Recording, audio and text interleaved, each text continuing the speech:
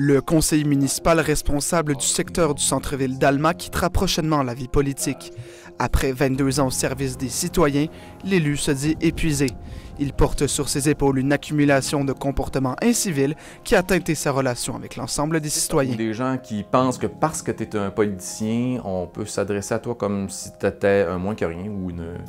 On te paye, donc j'ai le droit de critiquer, puis tu es le bouc émissaire de service, c'est la pignata sur lequel on peut taper si ça ne fait pas ton affaire. Si auparavant il s'agissait de cas isolés, le conseiller a toutefois observé une hausse du nombre de gestes grossiers depuis quelques années. Au début de ma carrière, la personne qui pouvait être un peu désagréable avait pas mal toujours le même profil. Un monsieur à la retraite qui est surtout préoccupé par les 15 pieds d'asphalte devant chez eux, c'était pas mal ça.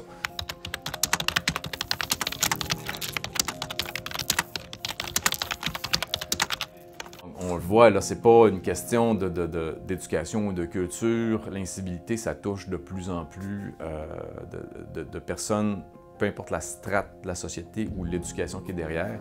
Donc, l'apparition des médias sociaux a beaucoup amplifié ça. Les gens se sentent un peu devenir des justiciers du clavier.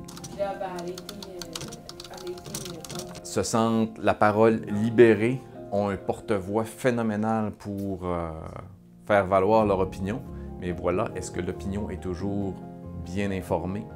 Est-ce qu'elle est respectueuse? Est-ce qu'elle est appuyée sur des faits? Mais je pense que c'est de moins en moins ça, puis on le constate malheureusement. Puis j'ai pas l'impression que ça va aller en s'améliorant. Frédéric Tremblay s'est impliqué dans de nombreux projets tout au long de sa carrière.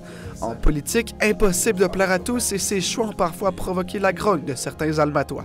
Cachés derrière leurs écrans, ils ont exprimé leur frustration. Constamment après moi, qu'il y avait des groupes Facebook et là, ils se disaient tout, n'importe quoi, les gens s'improvisaient spécialistes et surtout, chef de file de tout ça était extrêmement désagréable, faisait des accusations, là, donc il était une coupe à dire que j'avais des enveloppes brunes de firmes d'ingénieurs.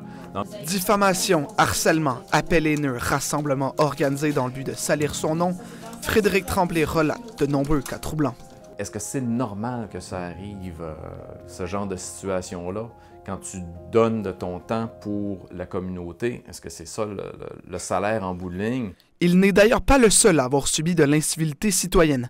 En effet, dans la foulée de nombreux cas d'harcèlement envers les élus municipaux, le gouvernement a déposé le projet de loi 57 pour favoriser l'exercice sans entrave de leurs fonctions.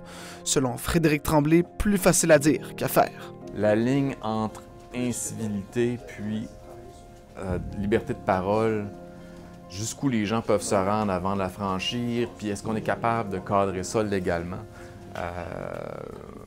Je suis pas certain. Malgré son départ de la vie politique municipale, Frédéric Tremblay ne regrette en rien ses 22 ans passés au service de sa communauté.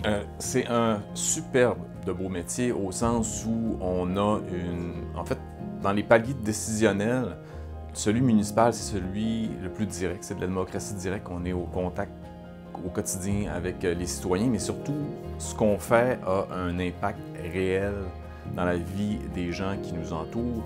Et le principal intéressé continue à croire en cette démocratie municipale. Donc, j'espère que les gens vont continuer à se présenter aux élections, que tout ça ne fera pas peur aux gens, mais en même temps, il faut s'y préparer. Il faut être capable de dealer avec le pire comme le meilleur. Ce ne sera pas une retraite définitive pour Frédéric Tremblay, puisqu'il continuera à occuper le poste de coordonnateur aux communications et au développement du Collège d'Alma, mais il est tout de même soulagé à l'idée de pouvoir passer du temps de qualité avec sa famille, jouer de la musique et profiter des petits plaisirs de la vie. Un reportage de Virginie Mailloux et d'Henri Agen pour La Pigeonne Direct à Alma.